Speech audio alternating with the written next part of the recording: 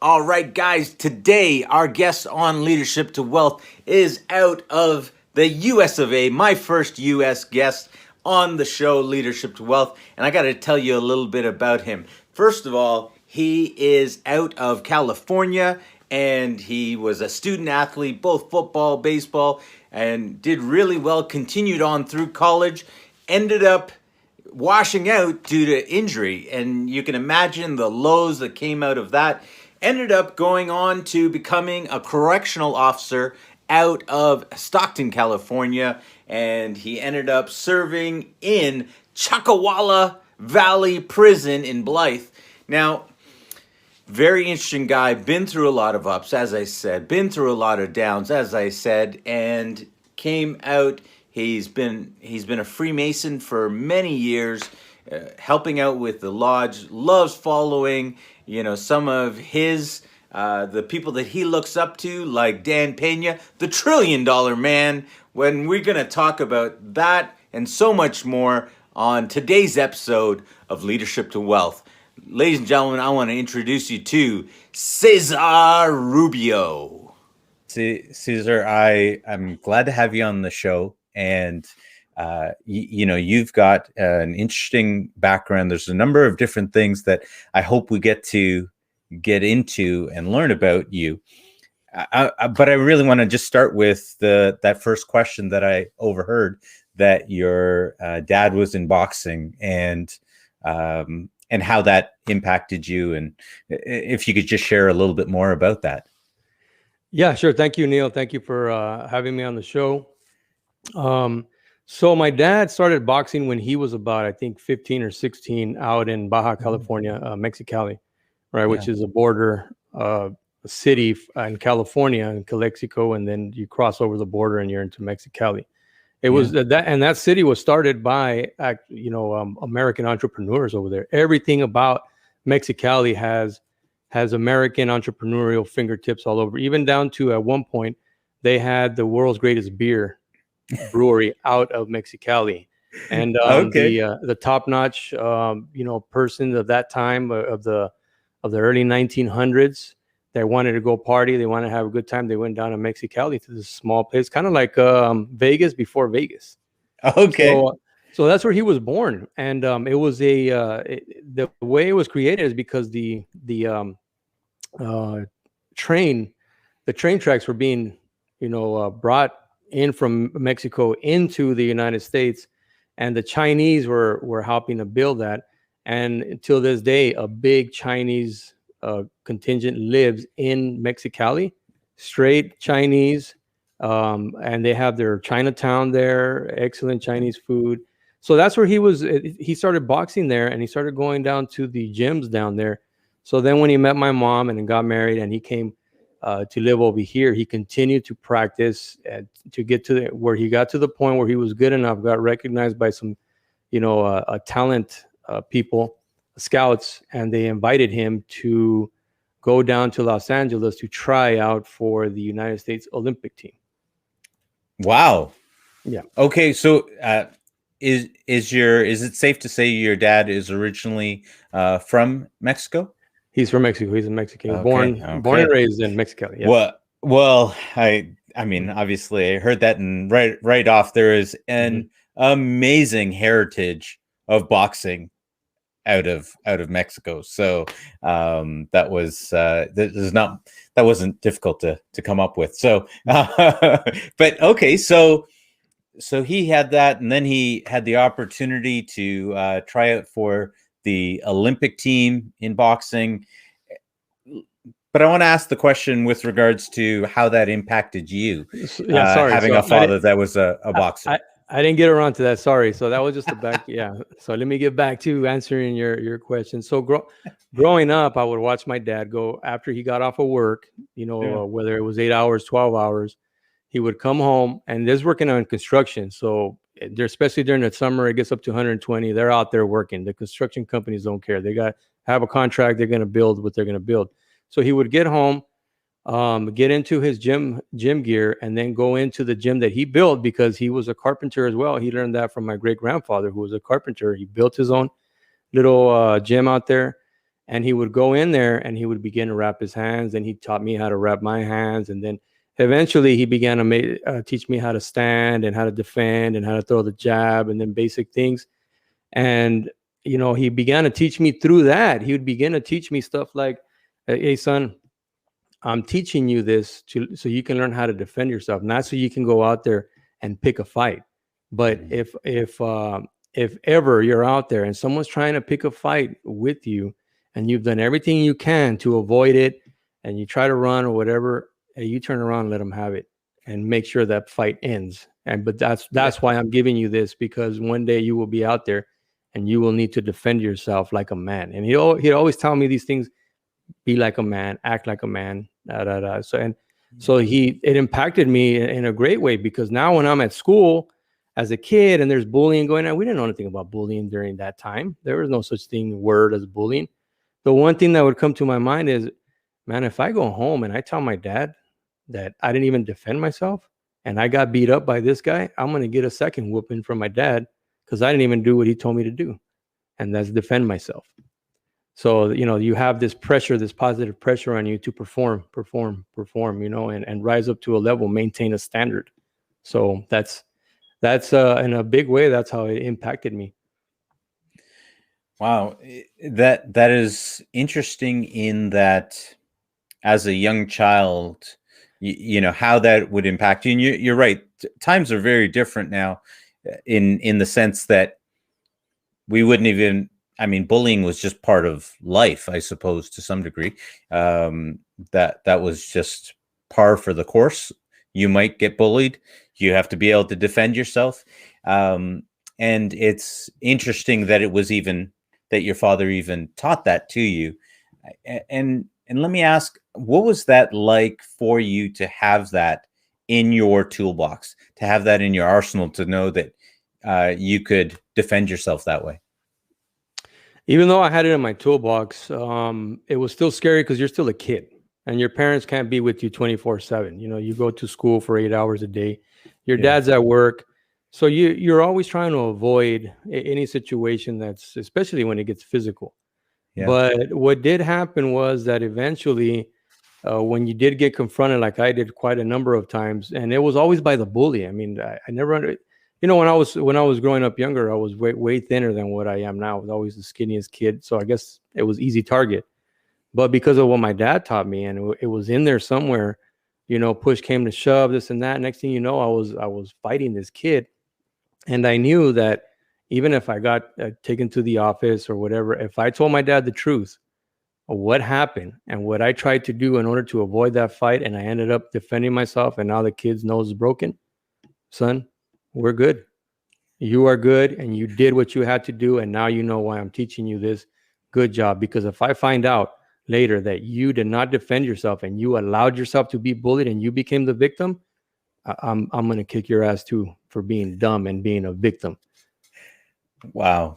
Yeah. That's really interesting for me, because growing up, I experienced a lot of racism, and I got bullied. Same here. I got bullied, and I didn't have those tools in the toolbox as a young kid. And it wasn't until I was a teenager that I started to get that. Let me ask you this question. Southpaw or conventional? Conventional.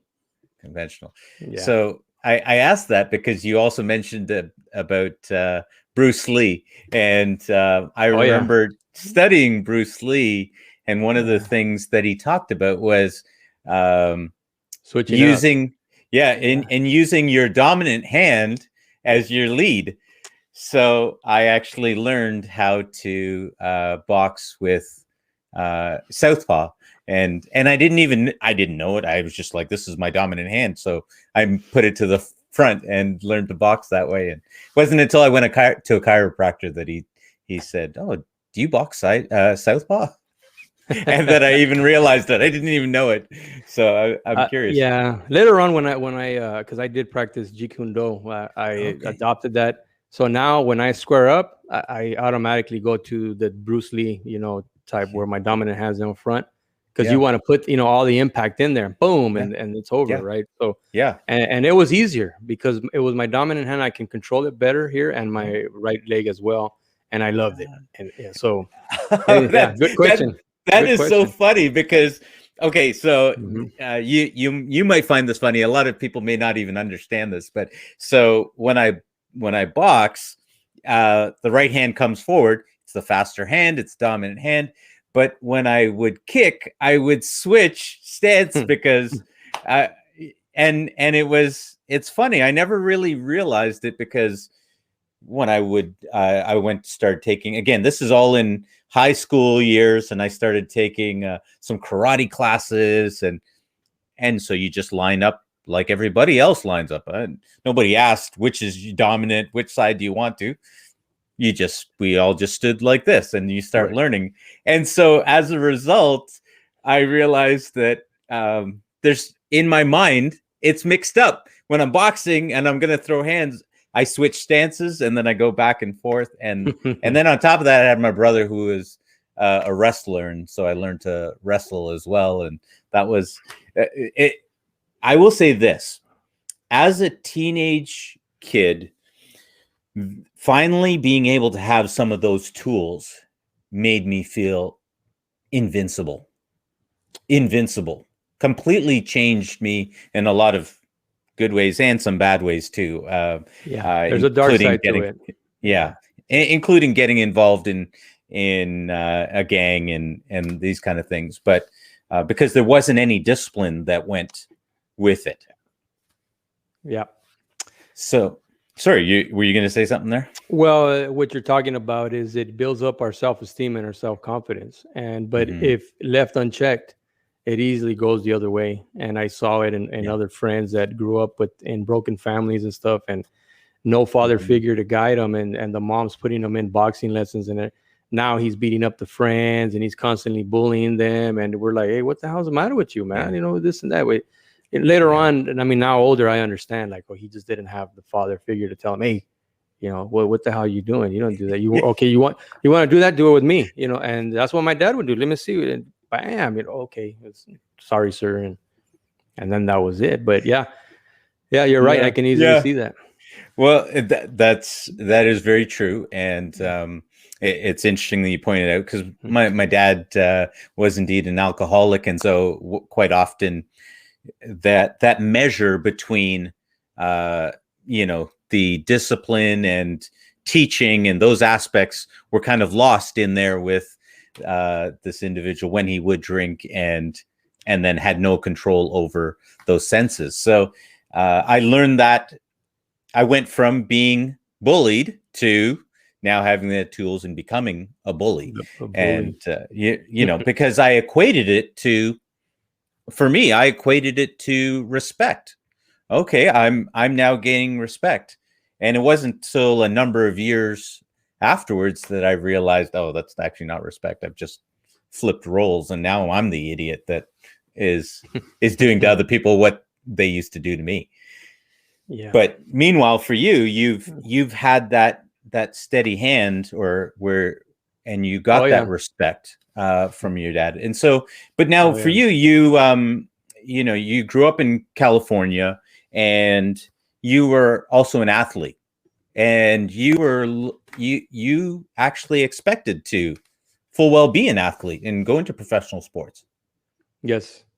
Yeah. Well, I started playing ball, and that's where I found my niche. It came naturally. My dad wanted to make me a boxer, and he would take me out to the boxing ring and with him and into the boys club and put me to fight against other kids. And I hated it. Right. I was just like, God, so all of a sudden, one of my friends, our next door neighbor, were playing, and they hop in a truck and they invite me, and they say if I wanted to go play baseball. I thought they were going to go to the local school. I didn't realize that they were an organized, a team and they needed players. I had no idea. So I asked permission, and okay, got my glove, went with them. And next thing you know, I'm trying out, and I make it. But because I've never played organized sports like that, I was struggling. But once I caught on, I took the starting position from the outfield, center field. Then I took the leadoff position, and by midseason, I was a starter. I loved it. I reveled in it. I mean, I was just like anything to get me away from boxing because I don't want to box anymore, right? But I had that. But I had that still. Like if other teammates or another team rose up against, I was right there. Like, yeah, I know what to do here. But then from there, and now I was 12 years old. So in that first year, by the midseason, like I said, I was the starting leadoff hitter, center fielder. And by the championship game, I was one of the, the main reasons why we even won a championship. We had a good team, but I was the spark plug. I was the one that got it going. I'm the leadoff hitter. And then that carried over. And then now I'm playing high school baseball by my senior year. I have, I never realized that my coach never gave me these letters, but I had letters from some universities and scouts from the Angels, from the Royals, from the Reds, all interested in me. And he told me, he says, I didn't want to give you all this and distract you. You're going to start to think about this. You're not going to focus on which he probably was right.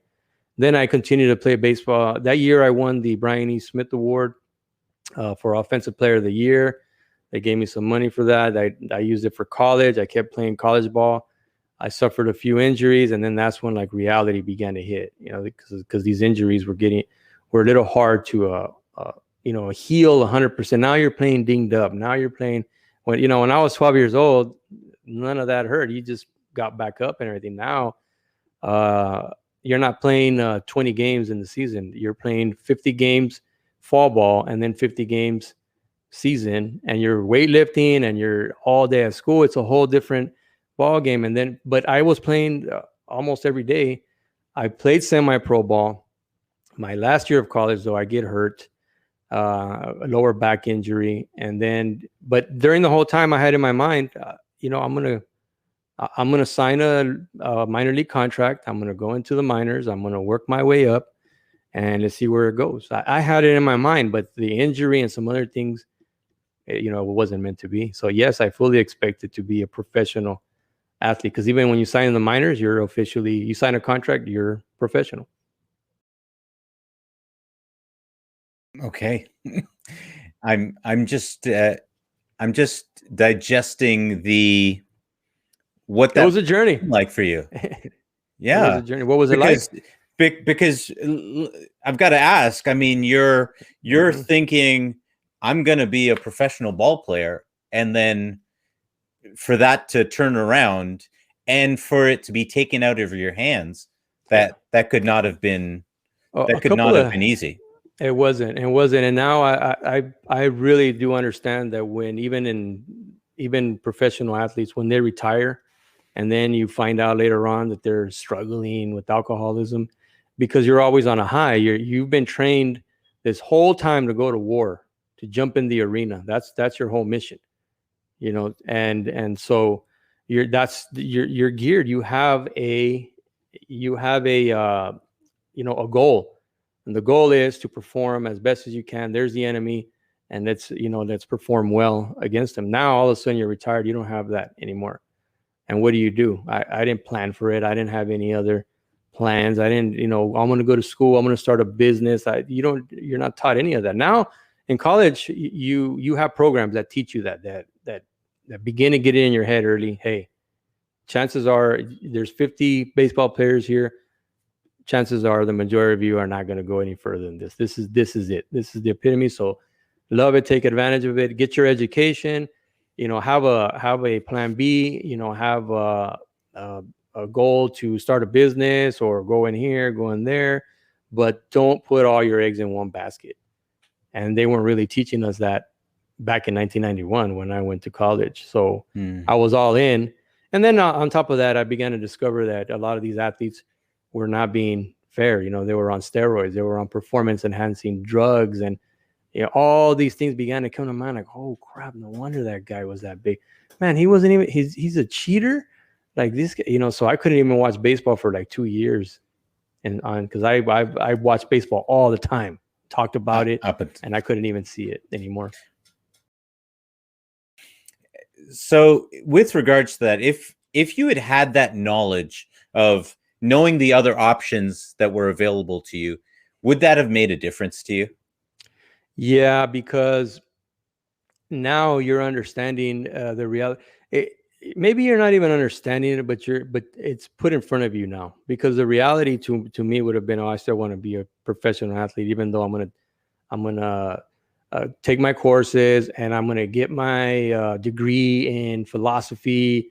And if all this doesn't work out, I'll be a philosophy professor, somewhere.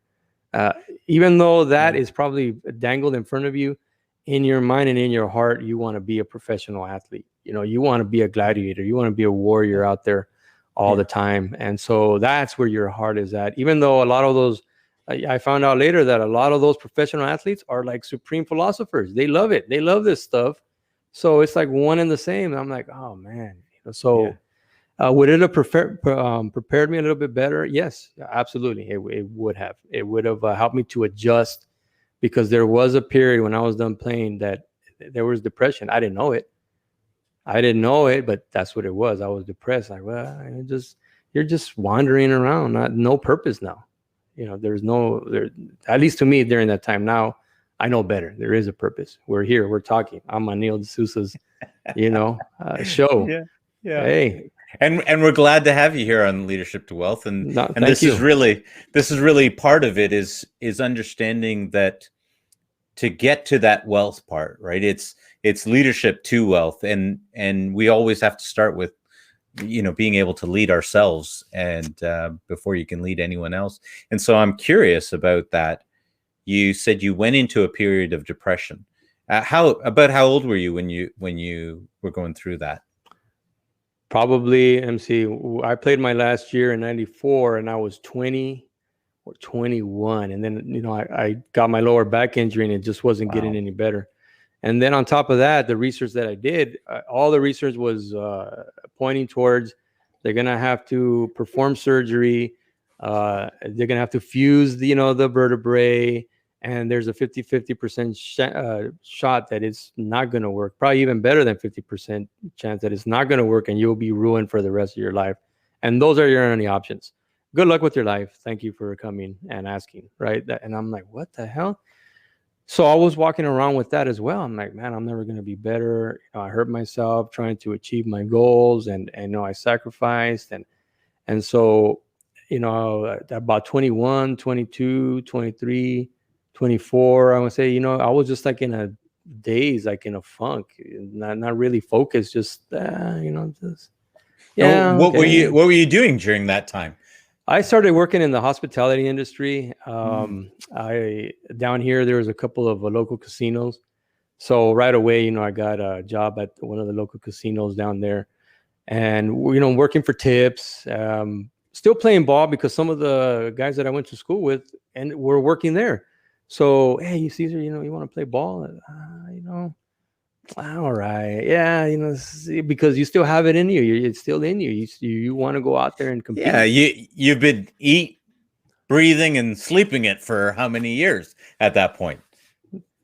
Jeez, well, I started when I was 12 now. So 10 years straight, intensely, nonstop. That's what Yeah, absolutely. Yeah. So it was about that long.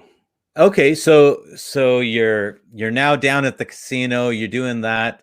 Now it's interesting. Actually, let me ask you: does it ever bother you to think that where medicine has come to, chances are, whatever the injury was, if that was to happen now, they probably would be able to, like, I'm sure it happens routinely, and you'd be right back up in the lineup. Does that ever bother you, do you think? Yes. Oh yeah.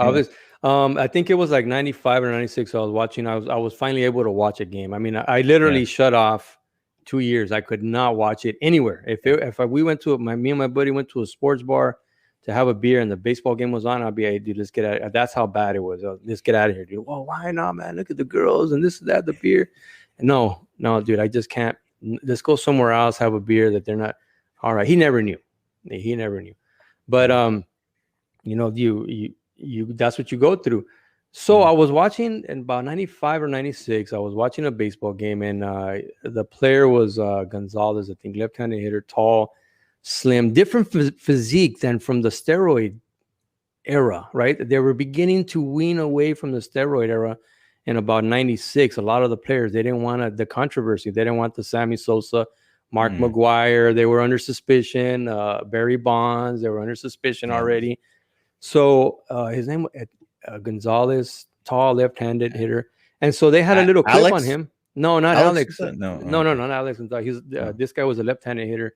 He became one of the best hitters, but tall and lengthy. He had a very unusual physique, but he was like 6'3", 6'4", like 200, maybe a little bit, but not bloated, but very functional, big forearms. So they gave a little clip on him talking about his routine and how he, in baseball, you have to have, your core has to be strong, front and back and sides, because that's the core of that's the center of your power for baseball. You're pivoting, you're throwing, you're going this way and that way. And so if your lower back or your abs are not strong, you're going to blow it out.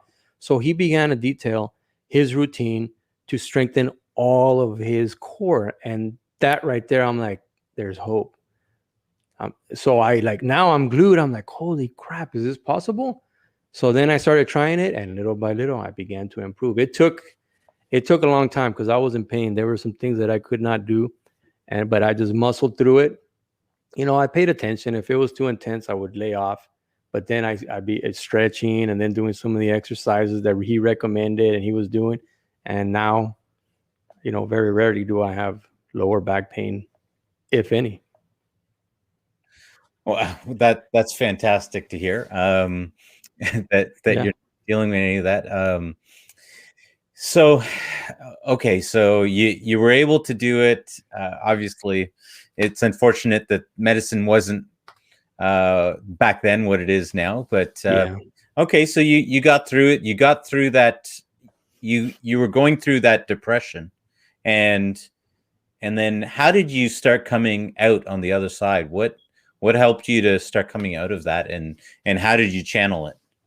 Well, that was one when I saw that game and I saw the interview, and then I kept watching any game with him. I would watch him. I was like, you're still in doubt, but okay. And number two, I've always been like an internal. I was introvert. The way you see me now and talking, I wasn't like that before. So I was very introverted. So everything, you're thinking, and introverts are always thinking. So I was very in tune with my thoughts and my feelings and the spiritual side. And I love to read, as you can see behind me, right? I got a bunch of books, but I got bookshelves all over the house. My wife is always on me for the books, but because of that, I was able to bury my nose in books about ancient history, about ancient civilizations, about secret societies, things that really, us, having our spiritual side. Dr. Monroe and his astral projection, adventures, out there, that he would go to sleep and then he would wake up, but he would be outside of his body, and everything that he went through was a 3-book series. So this thing kept my mind chewing on these mysteries, and little by little, through that and my self-education and reading the book, really, the one that really kicked it off was reading the book Malcolm X.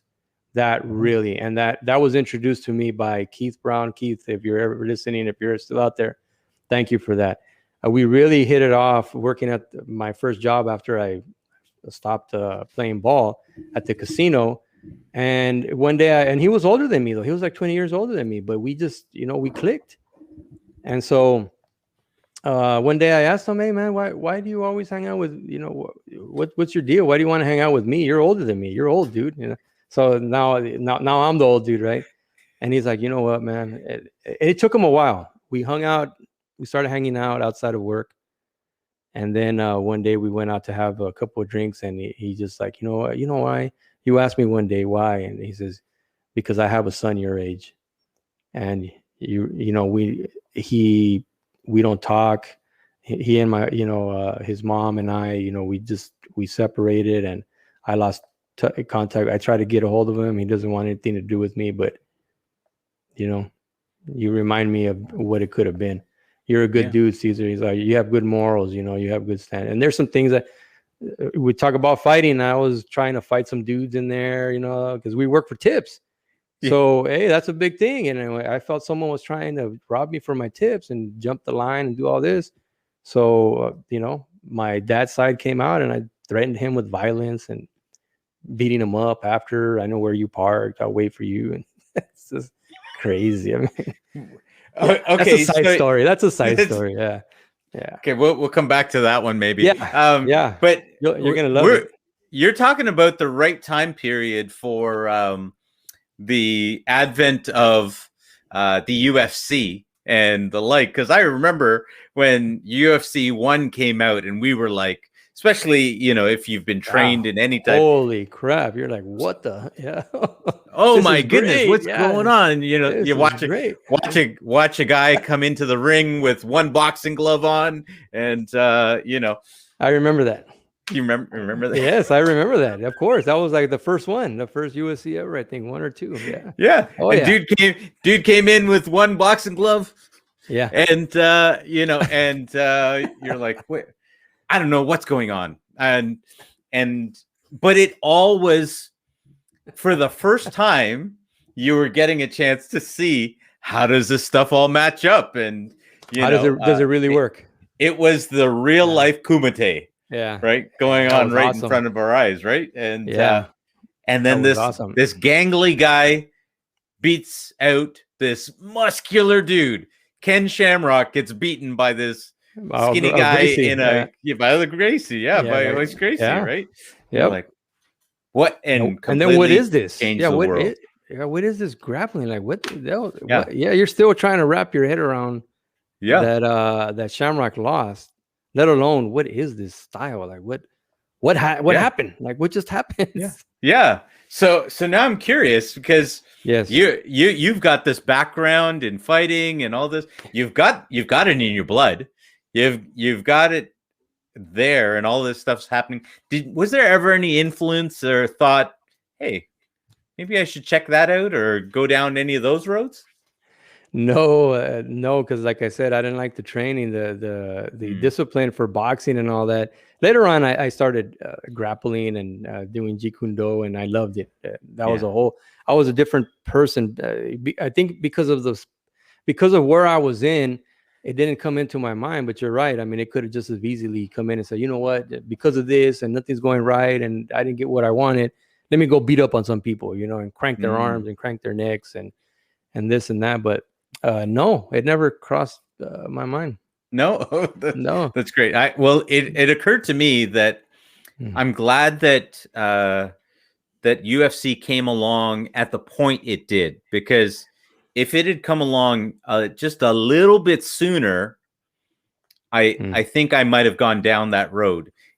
Because I remember I ended up studying some Brazilian Jiu-Jitsu and that, and getting into actually training and learning, it just opened up a whole nother world that I loved, right? Being able to know what you're doing is just a whole nother world of confidence, right? Yep. Not that you want to hurt the other person, but I hear from you a love for competition. I hear that you love competition. Yeah, I mean, my wife is always telling me, I mean, you know, you always want to win, da, da, da. You know, you can't stay still until you win. And I'm like, really? Am I? But you know what? It probably is. Like, from people from the outside looking in that finally get to know me, or probably, and you're picking up on it now. You're like, hey, you know, you're highly competitive. Like, well, yeah, okay. What are you trying to win at today? Yeah, having the best interview with you and trying to share some knowledge and wealth, you know, with whoever's going to be your listeners, so they can learn from our mistakes and do better than us. Yeah. Okay, so you know, trying to be because I'm curious if that competitive nature is in you, it probably permeates through all different aspects. How do you see it come out for you now? How do you see that competitive nature? Yeah, it's more focused. I know I know the consequences of you know, where if I begin to apply too much on this side, what is gonna, you know, what can possibly happen. Going too hard. You know, I've been a member of nonprofit organizations where also, you know, you got to be highly competitive, not in a bad way, but to get things done, you know, and to make things better. You gotta you got to have a drive, and that drive begins to come out. And when it begins to come out, I got to rein it back, or my wife would be like, hey, you're starting over again, stop it.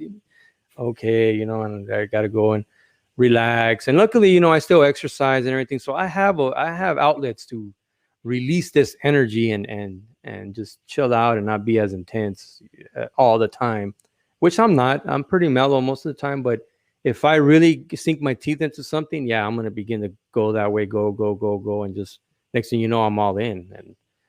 And that's what I do.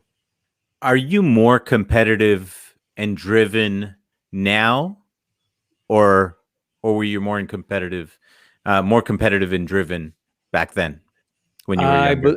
I believe it's about the same. The only difference being I'm older and wiser.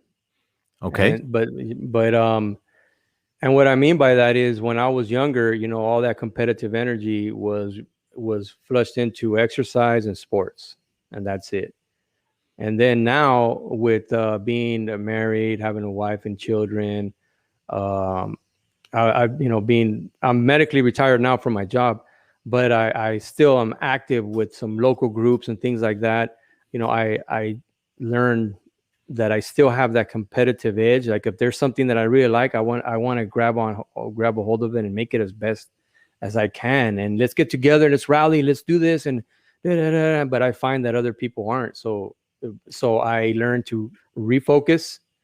Okay, and then and now continue to use my energy, focus my energy where it's gonna create the best outcome for me, for you, and for everybody. And do you find that you're more focused now than you were before? Yeah, I am now. Yeah. What makes what made the difference? What changed for you that allowed you to hone your focus? Well, life. I mean, we've been talking about a lot of it right now, going back to college, and then, all through those years that I was in my funk, I started getting out of my funk, and then joined the work world. And that's something that I never wanted to do. I never wanted to join the work world. I never wanted to work for anybody. I wanted to play professional sports, take care of my family, take care of me and everybody. But learning through those experiences, dealing with other people, dealing with other personalities, wanting to beat them up, calling them out, just all over the place, right? Yeah, when I tell my wife that, she's always like, you're a bully, you're trying to bully everybody, and this and that. And like, no, it's just, my dad taught me, don't be a victim, don't let other people take advantage of you. And when I see that and I feel that, I react. That's all it is. It's not me trying to be a bully. It's like, hey, whatever you're trying to do to me or whatever I think, I'm going to react to that, and I'm going to just stop. And so all of those lessons and has helped me to focus more, because you begin to realize what's priority. You begin to prioritize. When you're young, you don't prioritize. Your hormones are going crazy. You're going to college, the girls, and beers and all kinds of crap. And now let's fight, and F you, well, let's write, it's all kinds. It's like a whirlwind. It's just all happening. You're full of vigor, and you can drink all night and wake up the next morning and go to practice like nothing. And it's just chaos. It's just, there's no focus. There's no, you're doing all kinds of crazy stuff. As you get older and you realize, I can't do that no more. You're like, hey, let me slow down. Let me focus, prioritize, pump the brakes. It'll be there. Just, hey, it's really, we got to do this and this and this first. And then we can have that. So discipline, and then reward yourself. And what was that like, being with inmates? Because you were in corrections and working with inmates.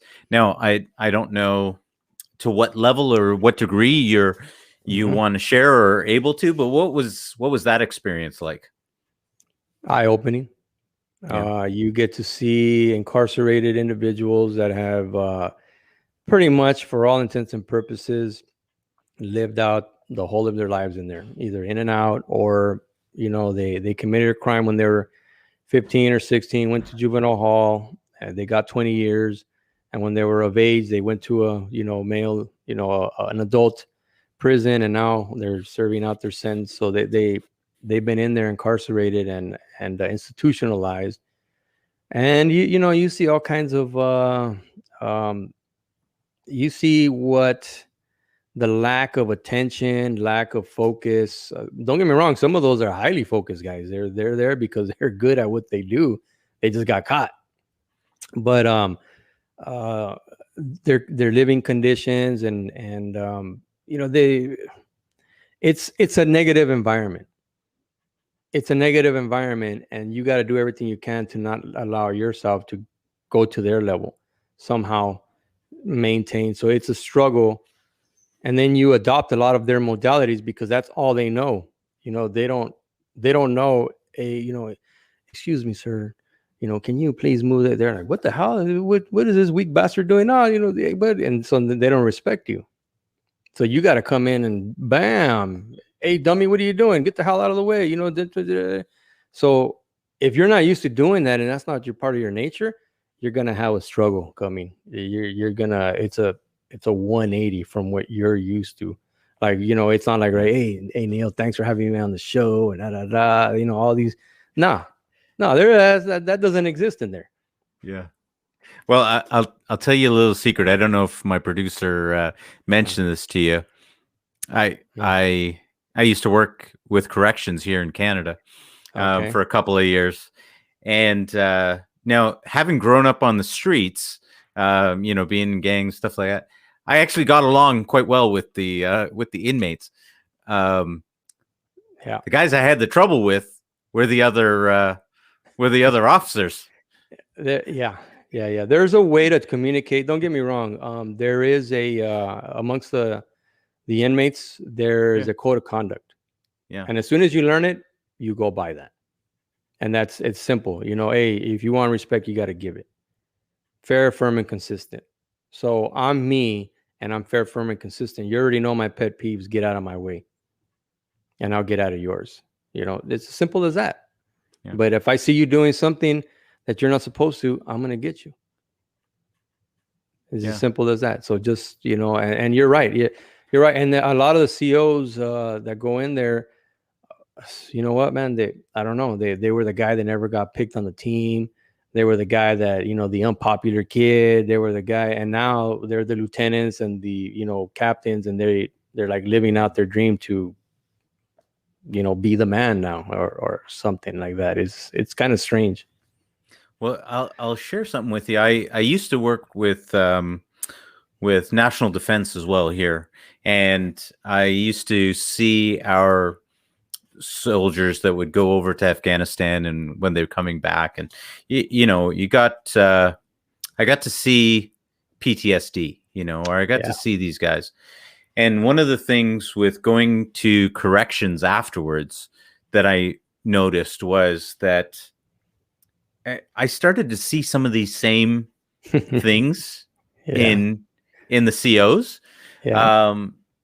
But a jail is not considered a theater of war, so no one would ever diagnose any of that stuff as PTSD or even recognize it or see the need to rotate guys out to another part. Do you have any thoughts on that? Having actually done it? Yeah. And because we obviously a lot of ex-military gravitate towards law enforcement, and so we have a lot of ex-military in corrections from all branches, and they love it. They love the structure. They love the hierarchy. You still get to wear a uniform. It's yes sir, no sir. This and that, but a bunch of cool guys too. But what I can tell you, yes, it's not a theater of war per se.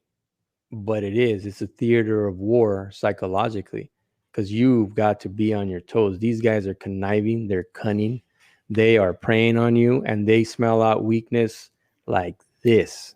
The moment they see you bend the knee to one, you're done. You're bending the knee to all of them. So the psychological and the emotional, so as you're driving to work, I had an hour and 20-minute work.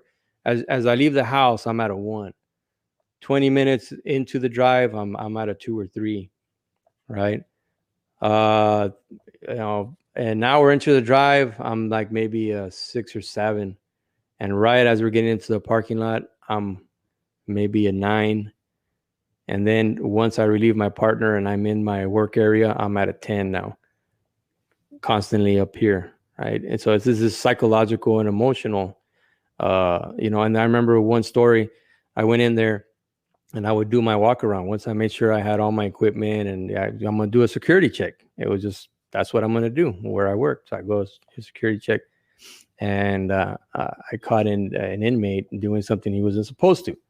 So after, he comes to me later and he says, "Hey, Rubio, why didn't you, how come you didn't give me a warning?" I said, "I did give you a warning."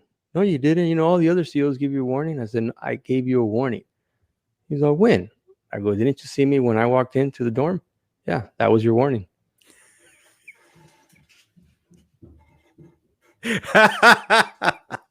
You put him on notice. Look, when I walk in that door, that's it. "That's your warning, dummy." So no, you can't have whatever I took from you. No, you can't have it back. That's mine now. How did he respond to that? He put his head down and he turned around, and all his buddies were waiting behind him because they wanted to hear what Rubio was going to tell them, because they knew, that I was witty, that I would have my little zinger. So they were laughing at him. They were just, "Hey, Rubio, I tried to tell him not to come over here."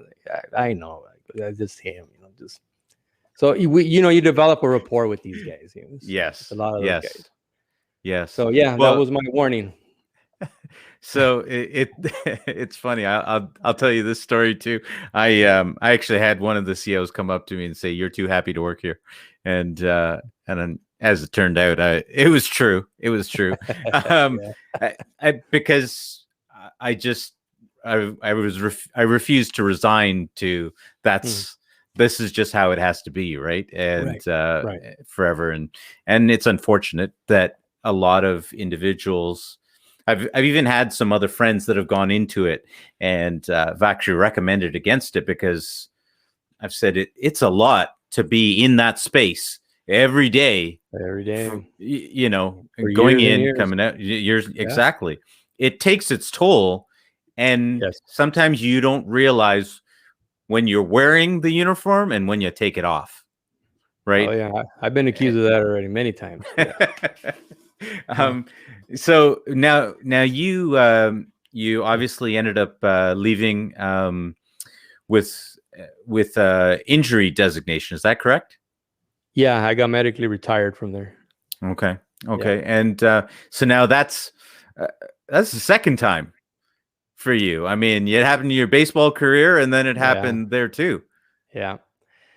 Yeah, and I mean, I was doing my job, helping a partner there.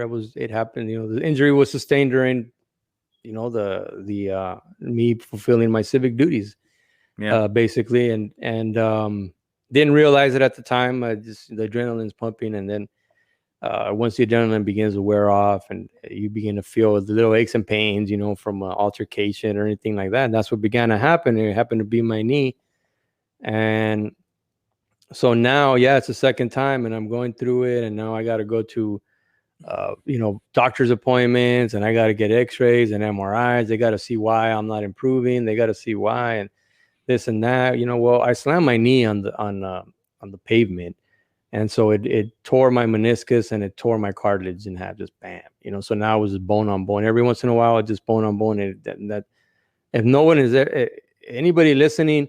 If you've never felt what bone and bone feels like, I don't want you to feel what bone and bone feels like. It's horrible. It's just like a shock, like just a bam. When it hits it, you're like, whoa, your whole body tightens up.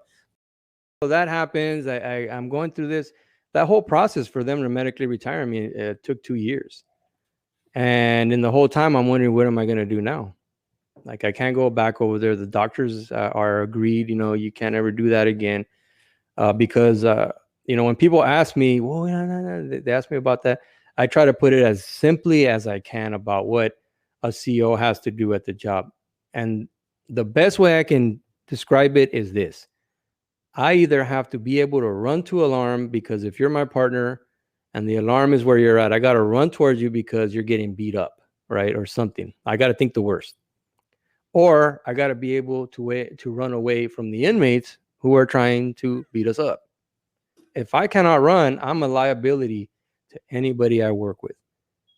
Why would I want to work with you? If you were my partner and I knew that you had a shot out knee and you could not run, why would I? And I would tell you, I told several of my partners, why the hell are you here, man? You're putting everybody in danger, including some of these inmates. Because what if they get beat up and we got to go run and try to break it up, and you can't because you're over here all gimp. Yeah, I had I had an ex-military boss at one point, and he was bomb disposal, and then what happened was he was out doing training one time, and he thought he was stepping into a puddle, and the puddle was the hole was about that deep, you know, and so he stepped into it, tore his knee all up, and you know, he ended up he had to get a whole bunch of work done to it. They ended up taking out everything. They ended up fusing the knee together. They had to fuse the whole thing together. Complications during surgery. No good. Yeah. No good. Now, I say this story because it touches on what you were just sharing. He, when it all happened, they were like, sorry, you know, I guess we can't do anything. And he was like, well, I'm not going to leave. Like, I'm not leaving. And they said, well, what are you going to do? You're not going to be able to pass the qualifications, the physical. He was like, yeah, you want to bet? And so what did he do? He had to do the 5 mile run with his rucksack and everything. And, he did the run and he passed it in time, even with one leg, basically a peg leg. It was fused together. He ran it. He did it. And they were like, I guess we got to put him back in duty. And he continued doing it. And he actually told me a story of having to deal with with munitions, and he was dragging this thing out of the water. And as he's dragging it out of the water with one leg, right, he gets it up onto the water, onto the beach, and and then as he's sitting there, he's looking at this, and he said to himself, "Okay, well, clearly, I know that this thing is deactive, but is not activated. But he's like, what if it was? I wouldn't be able to perform in the way, in the way that I need to, and I'd be putting everybody else at risk that's out here." And so after that, then he said, "Okay, I'll go," because he realized that he was going to be a hindrance to everybody, a liability, else, right? Yeah. I got asked by many of my partners, "Nah, you just come, man. If the alarm sounds, I'll run for you." And I just couldn't. I said, "Nah, man, I can't do that. I can't be. I'm not gonna be the liability." I just told 2 or 3 other CEOs. I just told them off, like, "What the fuck are you doing here?" Excuse my language. Yeah. Well, what are you doing here, man? You're a liability to everybody, dude. I mean, they ended up leaving. Like later, maybe it worked on their mind, their conscience. Yeah. But that's the way I felt. I'm like, what the hell? Man, now whoever finds out, they're gonna just use that, but I didn't want to be the liability. It was something me. I couldn't do it because I loved my job. Number one, I did. I had some great partners. There were some funny things that happened. There was movie stars that were in there. Yeah, that one movie star was from the 40-Year-Old Virgin. The the Hindu guy, the Hindu guy, and the other not the old Hindu guy. That guy was hilarious, but the guy that he was with. There was 2. I remember the old. I can't say there's Hindu. Huh? Yeah, okay. The old guy, the old bald guy. Yeah. And then there was another guy. Okay, that other guy was in the prison down there, and I recognized him. I'm like, "Hey, man, are you?" And he's like, "Yeah," because everybody had been asking him, right? And he's like, "Yeah." So even what he did to go in there, I'm not gonna say it here, right? I don't want to embarrass him. What he did and how it was written was hilarious. I mean, this stuff, and this guy was hilarious. And I go, "Hey, you got any funny stories that have happened here since you've been incarcerated?" He's like, "Oh man," he's like, "I got such great stories, but I'm not gonna tell anybody because I'm writing a book. So when I get out," he's like, "everyone's gonna know all the funny stuff that I've seen." Funny stuff that CEOs have done, funny stuff that inmates have done. I'm like, "Oh man, you bastard! You better not have me in there." He's like, "Oh no," I'm just talking about where I've come from. But yeah. Okay. Well, let's change gears a little bit, All right, because let's do I it. know we could probably talk about Oh a yeah, lot of funny hours. stories from there. Yeah. So now fast forward, you've gotten out of there. You've kind of had to redo another recovery and all of that. But where did you go from there? Where did you move your career? Because I know that you have some Mm. strong thoughts about when it comes to the world of finances as well. Yeah. And so how did you go from there? Something happened to bring you into that world. Well, I mean, when I was working in corrections, and maybe a little bit right before, um, there were I was some told, books. whatever we do not ask you about crypto. Yeah. Yeah, and we can talk about that. We cannot talk about that. Okay, I okay, have my thoughts.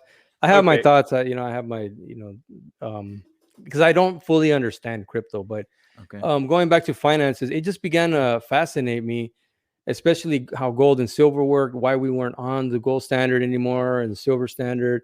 That forced me to go back to the U.S. Constitution and what a dollar really was.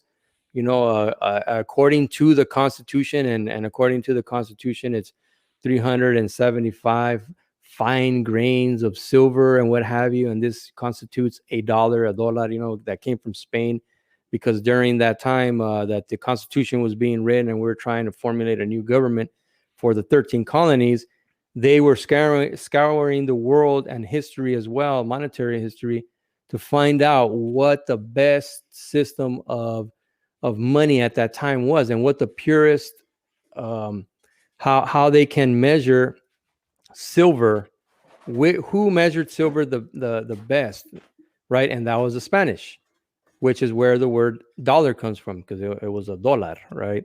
So we adopted that, and so that just started me on a whole mission of trying to understand money, trying to understand finance. Yeah, a silver. I got a bunch of those. Yeah, Silver yeah, Eagle right there. silver eagle.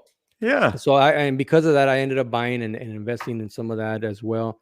But understanding the theory behind economics, understanding how money has controlled the world from Hammurabi's time in the Sumerian Empire and Babylon, all the way through the Egyptian Empire and Sparta and all these empires that people just don't put this stuff together because they don't teach us.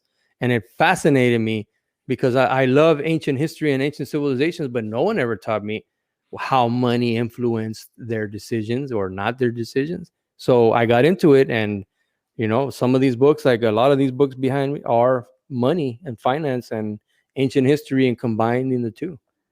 Oh my goodness. Now you really got me excited. I mean, Hell yeah, you let's do just it. you just started saying all sexy words there. Hey, I'm prime pumping the machine. Let's do this. So I don't. Okay, we got to talk a little bit about money slow there. down. Yeah, slow Yeah. down. We got to talk a little bit about money here, because Okay. I think that there is what doesn't get talked about very much is the impact of money on civilizations, and because there's a lot or empires. There's a lot of different empires that we've seen rise and fall, and a lot of times people attribute it to their might or the might of another empire that then has come along. But what I've seen in my study has been, a lot of the times it has a lot more to do with monetary policies and their or lack of monetary policies, or how they've been doing it. And you watch as the money all flows somewhere else, and that empire just shrivels away. Like, I'll just throw out one quickly, and then I'll let you take it off. Like the Romans. The Romans had so many soldiers in so many other countries. They're sending money out to all these places that those places are doing great, but Rome itself is falling apart. Yeah. So Yeah. can you give us a little bit of your thoughts on, I'm curious, give us a little bit of your thoughts on monetary history. Okay. So how I understand it, and this is through my studies, and so I'm just going to throw out there how I began to formulate it. Yeah. And that is that, first of all, when you're talking about an empire and you're talking about the falls of empires and wars happening over, first of all, when two countries go to war, they have to be able to finance that war. So Yes. let's just talk about ancient times. Let's go to Sparta and whoever else they're going to war with. Ooh. So, right? Getting excited already. Yeah, Come on. yeah. Well, Let's it's go. going to get good. Yeah, it's about to go. We're about to go deep in this. So let's just say Sparta's going to war against not the Persians, but another Greek city state, because they were always fighting each other. Yeah, that's right. They're going to need money to finance the war. What does that mean? People are like, well, what does that mean? Well, you have to train the soldiers. You have to have a place for them to where to train. You have to be able to feed them consistently. You got to be able to clothe them. And the number one thing is you got to be able to arm them. Where are you going to get your weapons? Right? And how are you going to pay for all of this? This has to be paid for from somewhere. Usually it comes from that country's treasury. Now, someone has to agree on, hey, this piece of copper has value. So we can use gold, we can use whatever, but if the two people do not agree that that piece has a value or it equals something, there is no commerce, there is no trade. So now, okay, we got to go to war. We need money. We need to fund this thing. How are we going to fund this thing? And meanwhile, the other side is thinking the same thing. How are we going to fund this war? Well, let's get allies. Okay, where are they going to get money from? Well, I don't know. Let's get other allies. Where are they going to get money from? Eventually, so let's just say they have each one has a little stake, and the one with the best trained soldiers and the best weapons generally wins, and the best strategy, right? But let's just throw a complete curveball in here. All right, let's just say that in that time that we're talking about, Spartan time and the Greek city states, and Persia was a big power over there. Let's just say that in that time, there was a group of international bankers, and they had the means to go in and dig for gold and silver and just accumulate it. And they had, what was the means? Slavery. Slaves were constantly going in there and digging and digging and digging. On the other side, maybe 2 days away from them, there is another tribe, and they specialize in producing the greatest weapons, top notch. So the guys send their spies out, and they find out, hey, Sparta wants to go and kick someone's ass, and those guys, they want to fight against them too. Hey, why don't we do this? Why don't I send out 2 emissaries? You go to Sparta, you go to Athens. When you get to Sparta, you tell them, hey, man, we heard you're not good with Athens. We hate them too. That's why we're here to talk to you. We can help, and this go and put it on them. And we'll get, oh yeah, well, how are you going to help? Well, by helping finance your war. How? Well, here's, we got gold and silver and this and that. Okay, but we need weapons. I'm glad you said that, because we know some guys that are producing some of the best weapons. So let's give you 20 pieces of gold and you go and buy your weapons.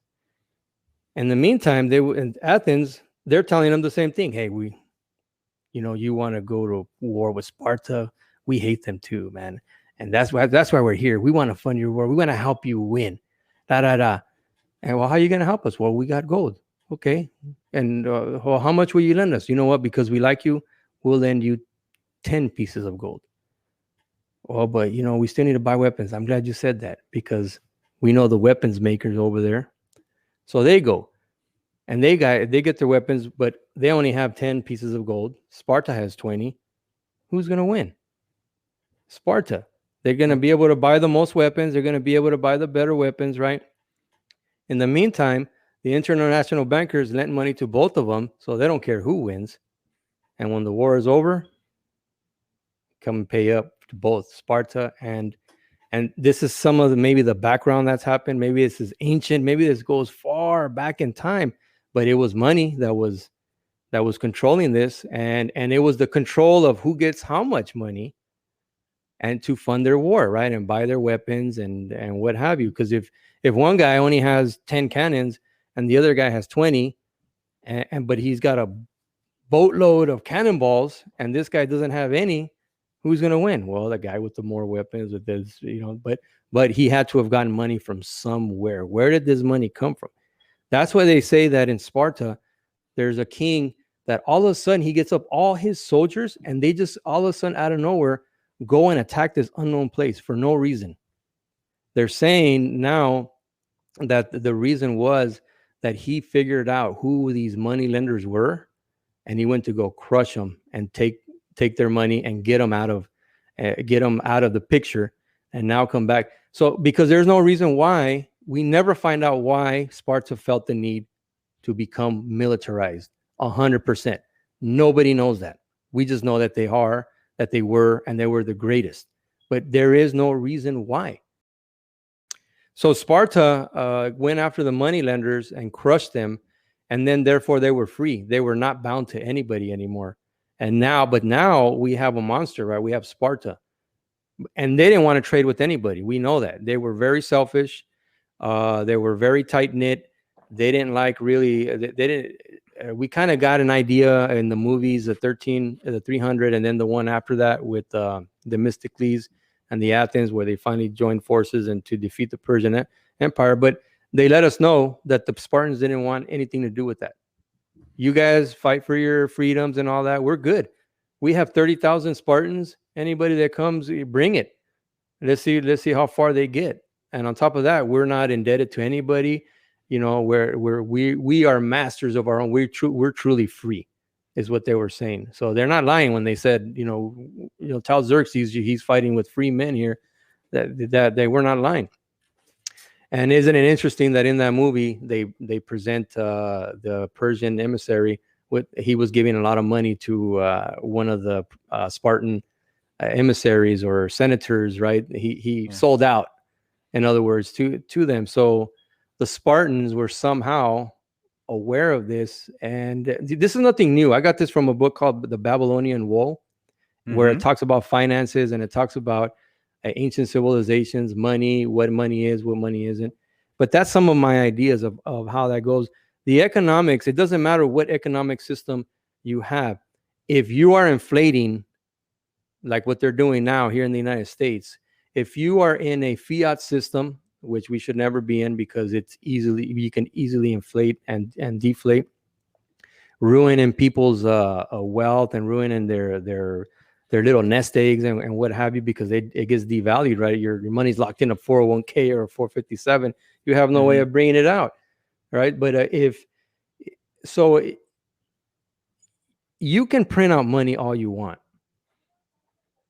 but if you don't have control over how much is printed, you don't need to print a lot.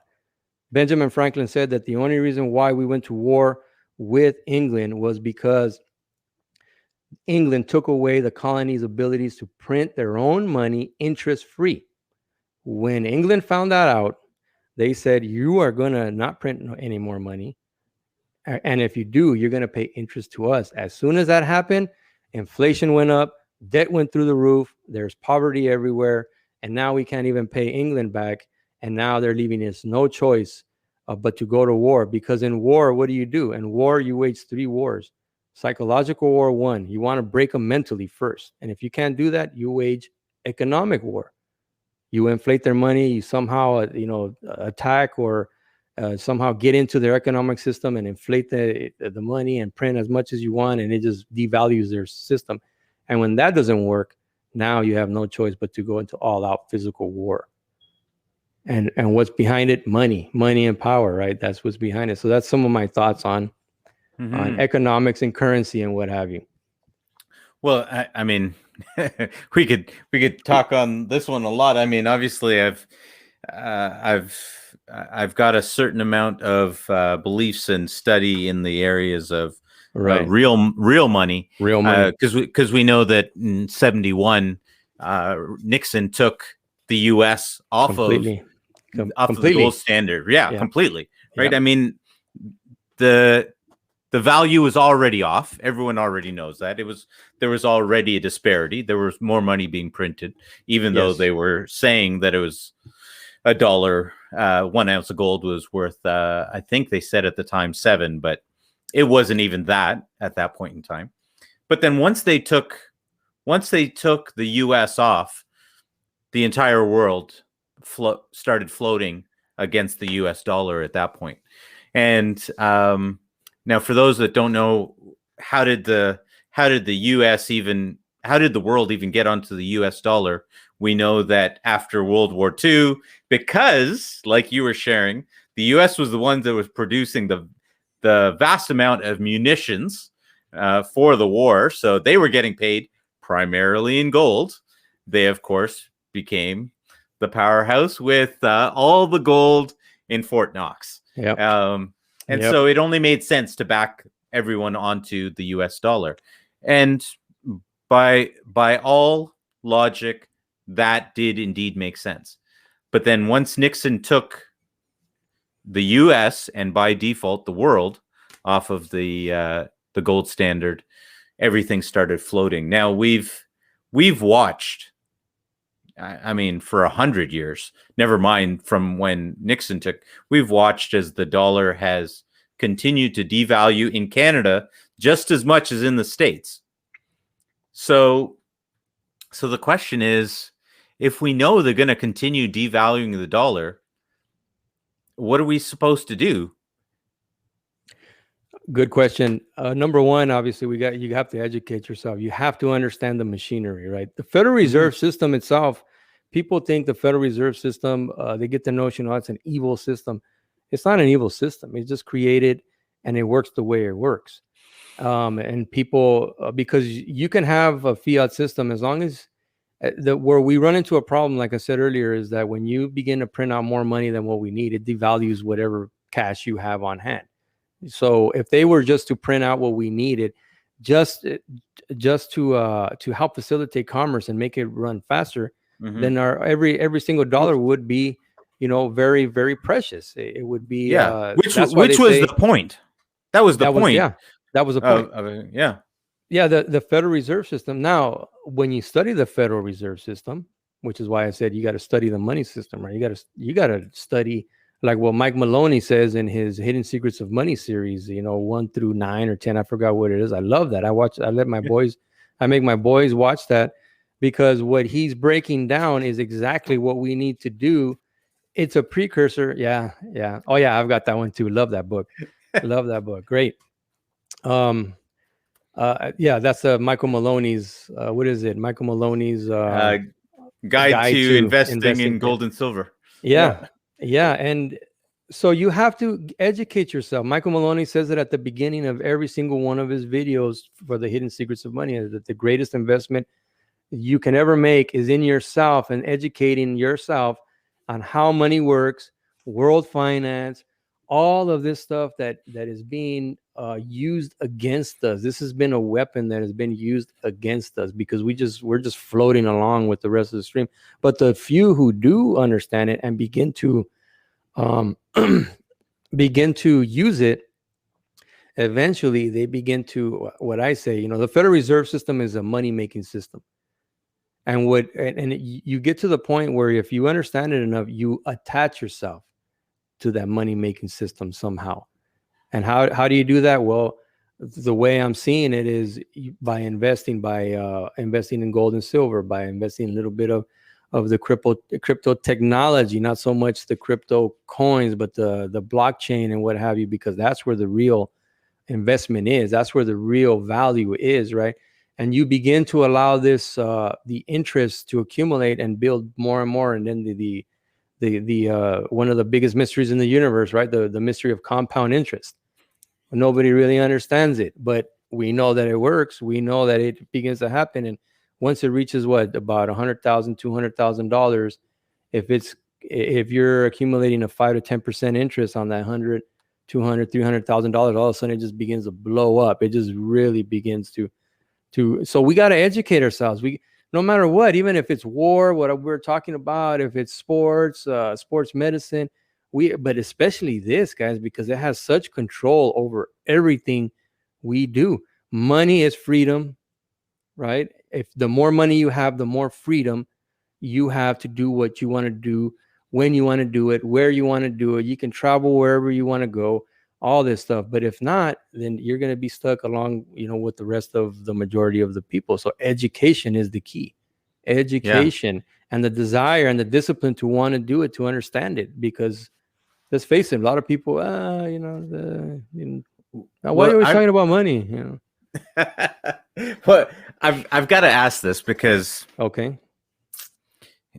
For you and I growing up, I'm quite confident there just wasn't the availability of information as there is now. I mean, back when we were growing up, the librarian was a powerful person, right? They were the keeper of all of that knowledge that was in the library, and that's where you had to go to if you wanted to get it.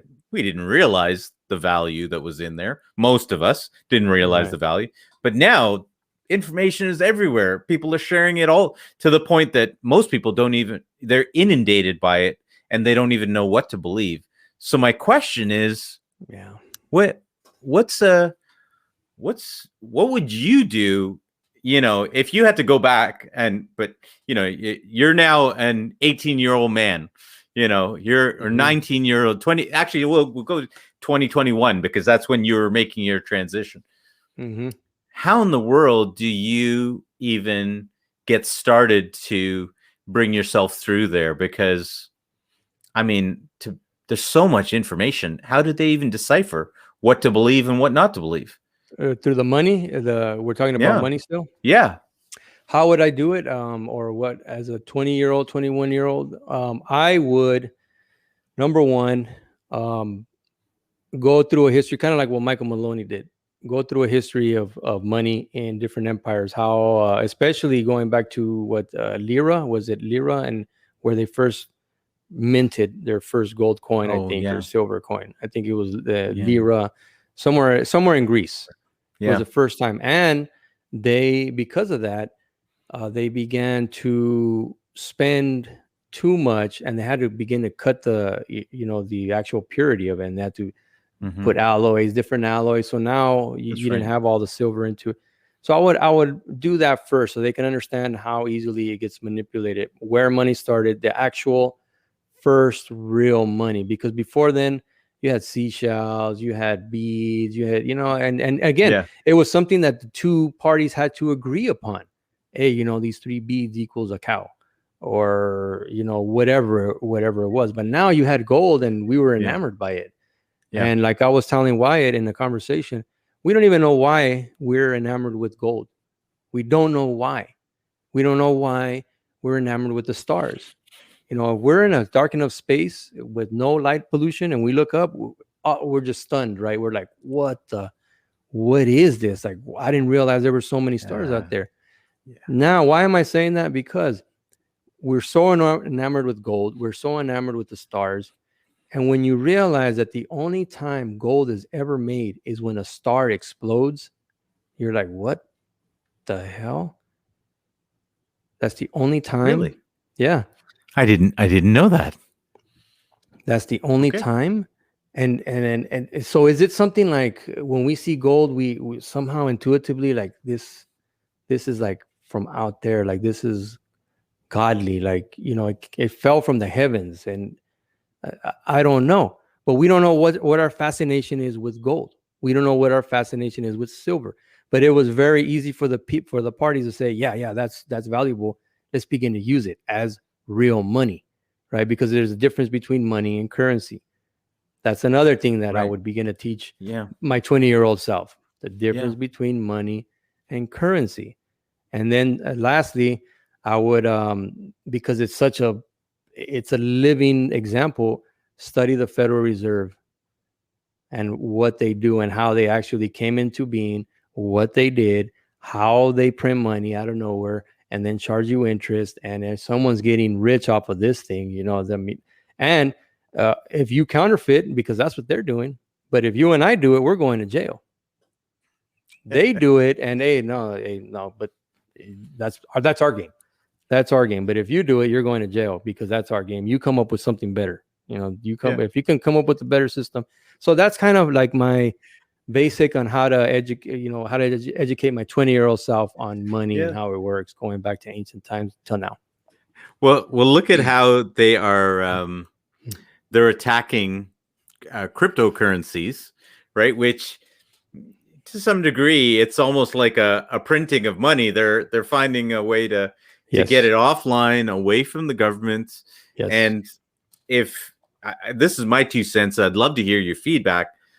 I don't see how they allow any of these cryptos to replace what's out there currently in terms of currency, unless they're allowed to have some control over it.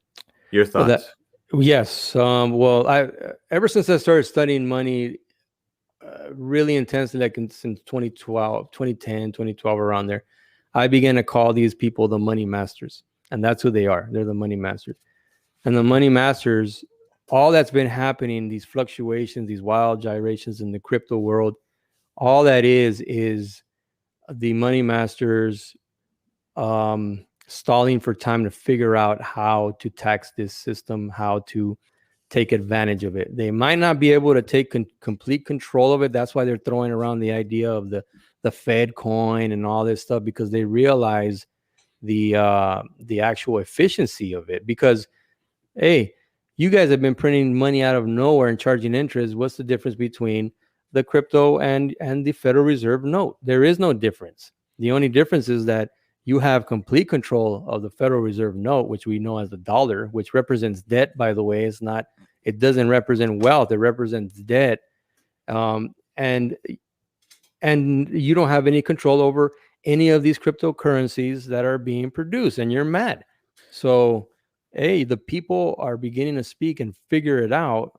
So you better figure out a way fast to either tax the system. That's what they're doing. They're trying to figure out a way to tax it and try to somehow funnel it towards them again. Like, hey, that's our game. We told you that already. And when these guys are like, yeah, but we don't care. We're going to create these cryptocurrencies because we want it, like, to open it up to the people and be free again. You're trapping this energy that's not supposed to be trapped like this. That's unnatural. Okay, now you've really gotten onto something here. I 100% with you when it comes to like, we have disassociated ourselves from the fact that these are all just representations of our energy. Like, it takes somebody a certain amount of energy, literally life force, to do an action, and that action translates into something. If it's growing, it's growing. If it's an animal, it's an animal. And then we started creating a unit of measure in dollars, and all of a sudden we lose connection to the energy that it actually takes to produce some of that. And so it's possible for us to now have someone on the other side of the world spend an entire month doing a task that we get a paper cup that we pay 10 cents for and toss it away like it means nothing. Meanwhile, the amount of energy that it took to produce that one cup goes unnoticed. And so, do you have any thoughts on money as energy?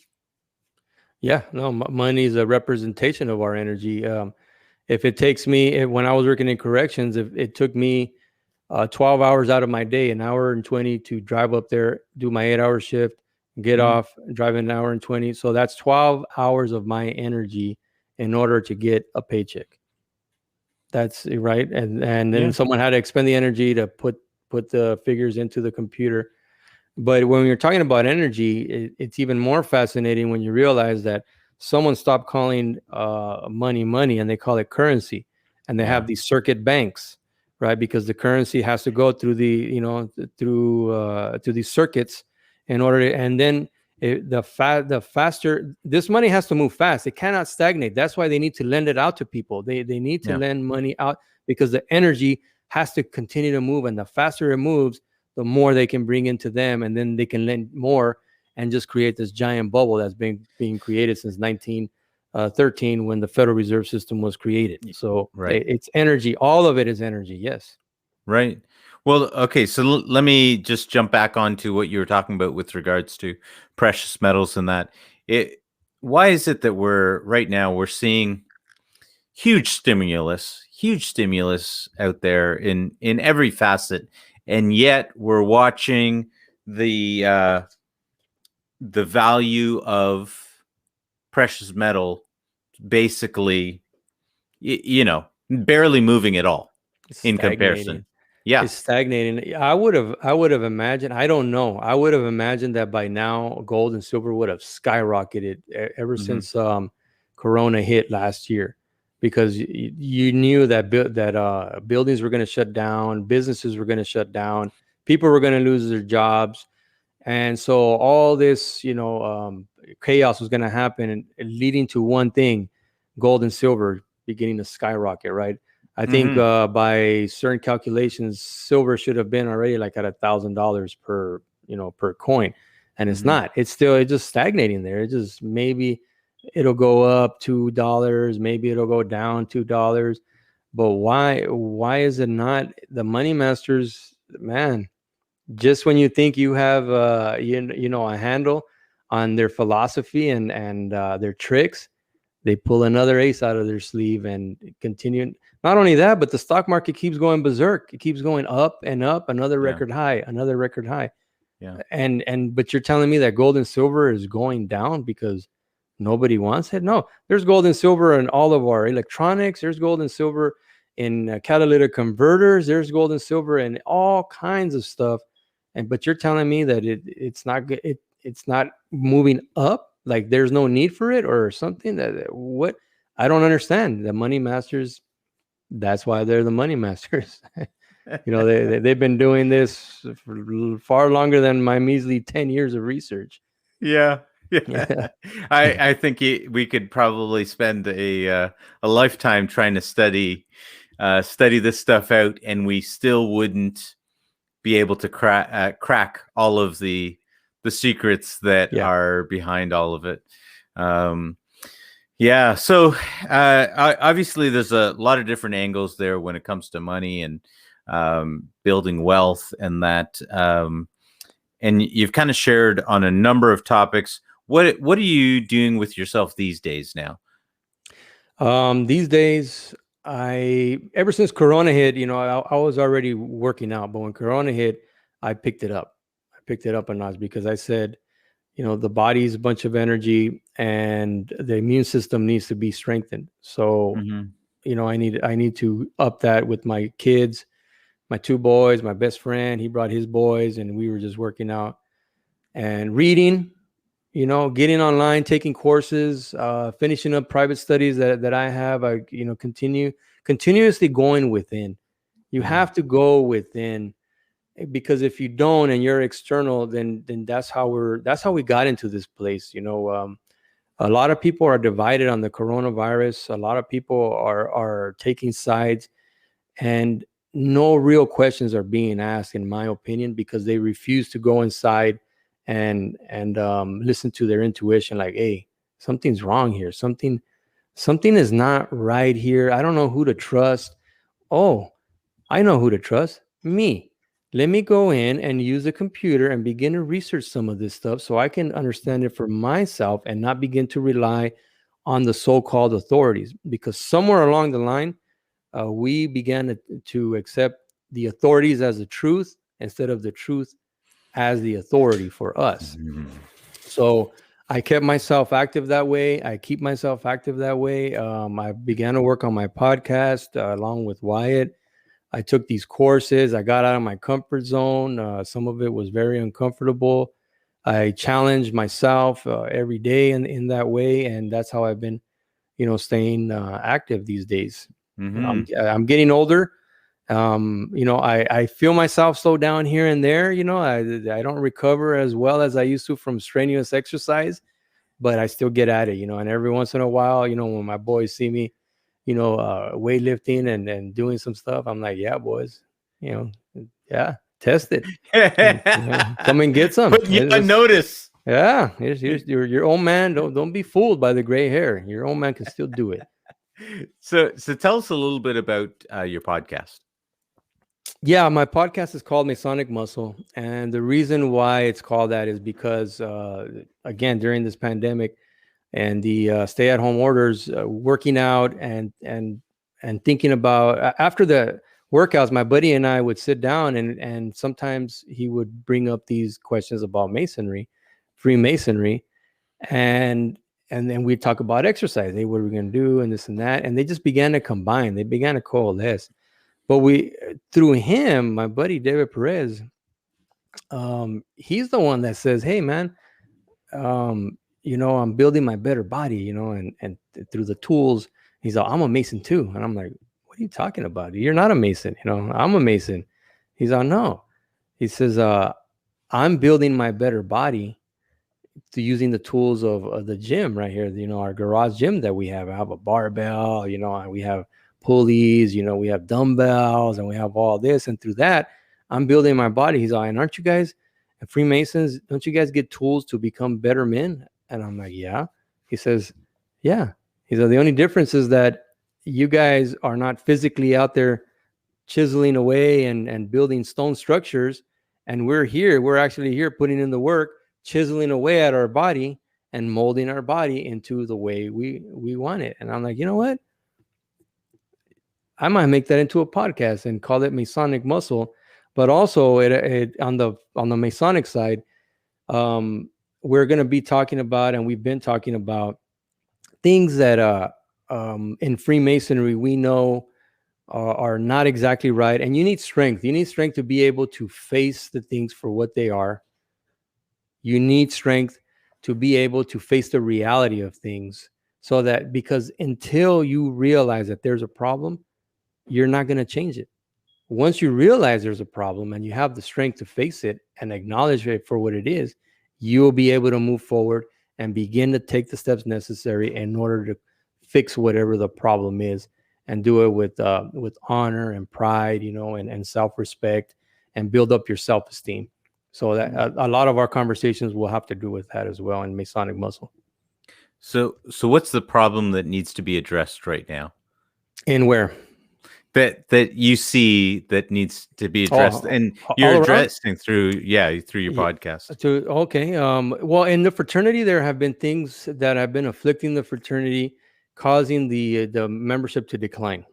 So there's a problem with the retention levels, right? Like here in the state of California, we have 40,000 members, and that used to be like 80,000, 100,000, and it doesn't matter what we've tried. We just can't retain members. So there's clearly something we're not doing right. Clearly. At our lodge, we began to change things, and we really began to raise the standard, make it more challenging. We demand a lot of you, and the people that have come knocking at our doors and have stayed. They stay because of this, because the challenge was what they thought, and the mental stimulation as well. Because when you're talking about Freemasonry and you know a little bit about it, you're automatically intrigued with the mystery and the secrets and secret societies and the Knights Templars and where's the gold and where's the Ark of the Covenant, and and all this goofy stuff, right? Or is it?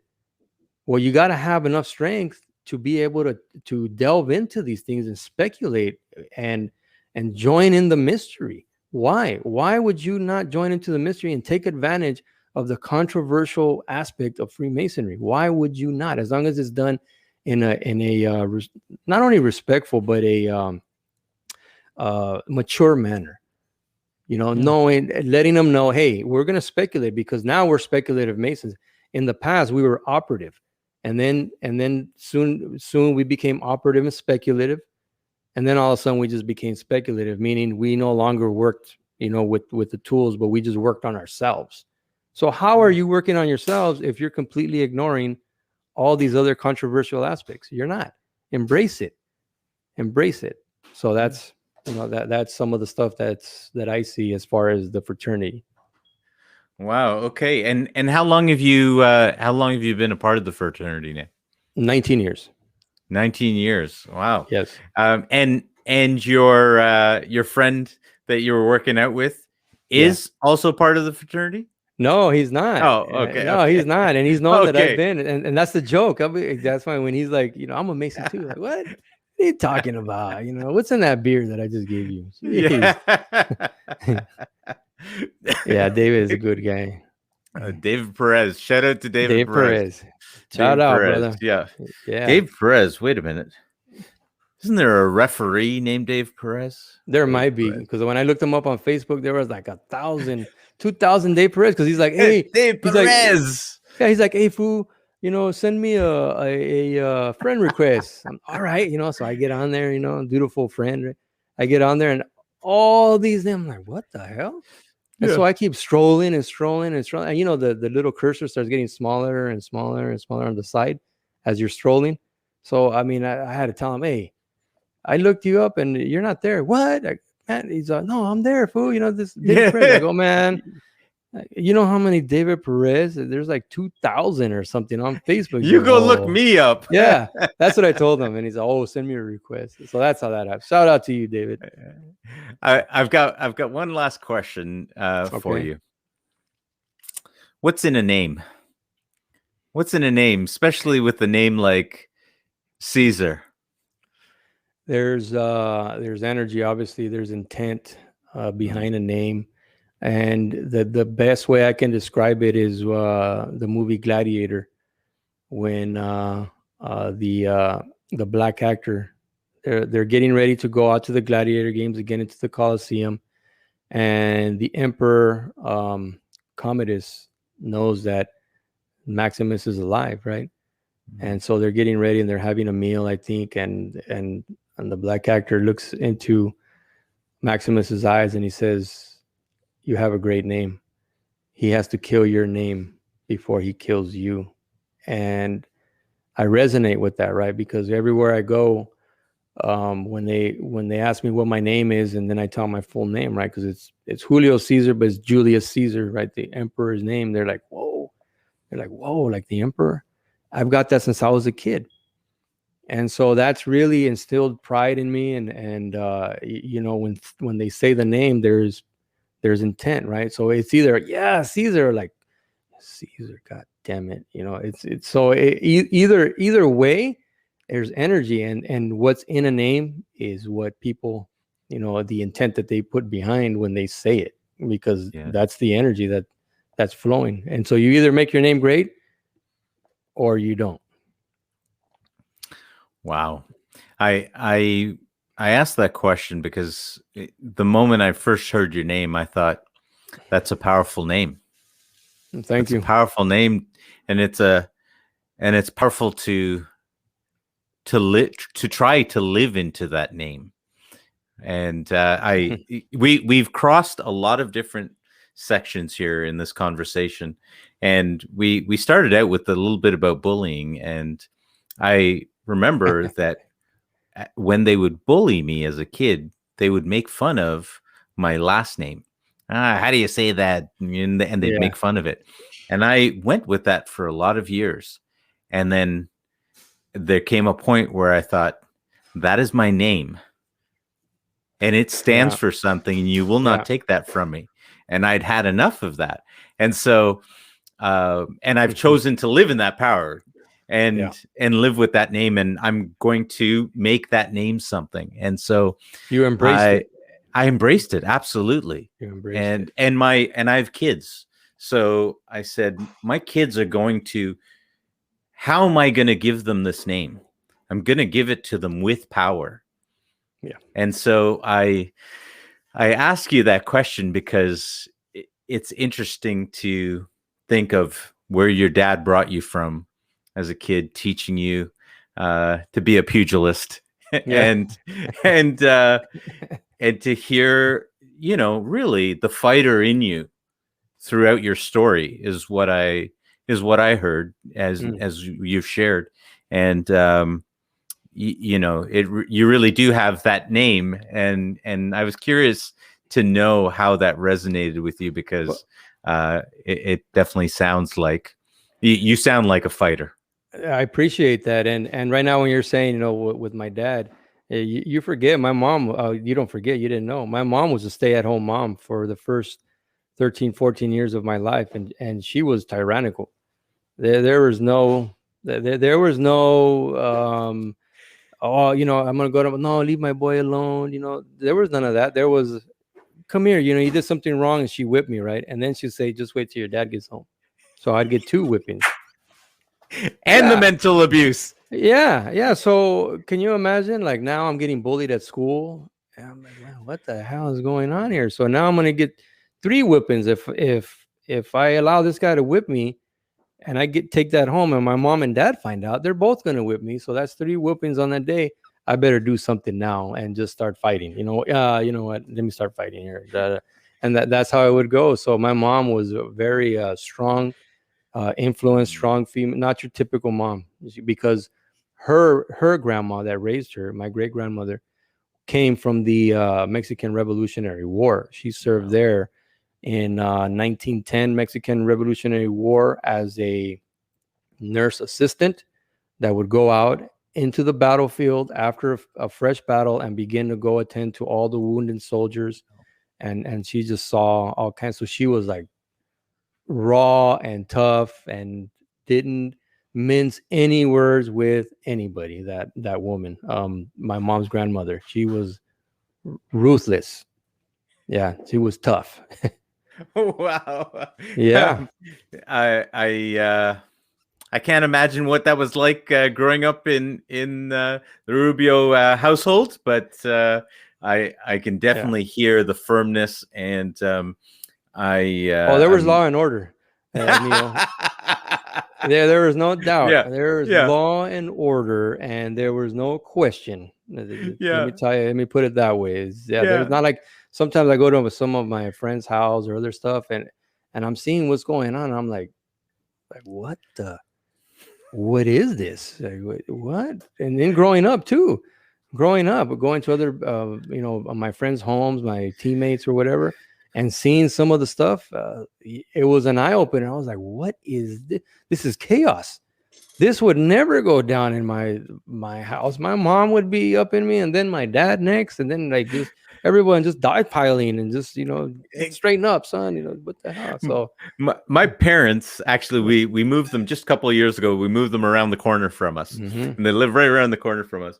And my kids get to hear stories about their grandma and their grandpa, and they can't imagine that these 2 older folks, they did what? When I watch my mom and dad interact with my children, I am this cannot be the same people. This can't be the same people that raised me. No way. No way. I had to tell my mom one time, Mom, what the, it just completely the opposite of how she handled it when I was young. I was getting the smack upside the head, throwing the chanclas, just. One of my kids was going to get, they were going to get it. And I remember my mom running over. She was at the house. This was a number of years back. And she came, no, don't. And I was like, yeah, shocking. Who is this? Because I never saw this lady growing up. Yeah. It was all business with me, man. I'm telling you. I mean, geez, it was all, it just, you'd be there on time. You better dress right. You better, this and that. When we show up to your grandma's, you better say hello and go to your grandpa. I mean, there was a, respect, and you know what? I got beatings, but it's because of that, I'm the man that I am today. Yeah. Yeah. Well, Cesar, thank you so much for your time, for taking your time out and joining us on the show today. I really appreciate it. I've really enjoyed being able to get some insight into the man, the myth, the legend of the Masonic muscle. guys, if you want to check him out, where's the best place to get more on you and get more of you? Right now, as of right now, I'm just on iTunes and Spotify. I'm still going to be, I'm going to start work on my website so that I can interact, with the listeners, but Spotify and iTunes. So if you can go on there, subscribe, give me a review. I appreciate that. Yeah, I love it. Love it. Well, Cesar, thank you so much again, and look forward to talking again soon. Thank you, Neil. I appreciate it, and I hope we bring more wealth to all your listeners. Thank you very much.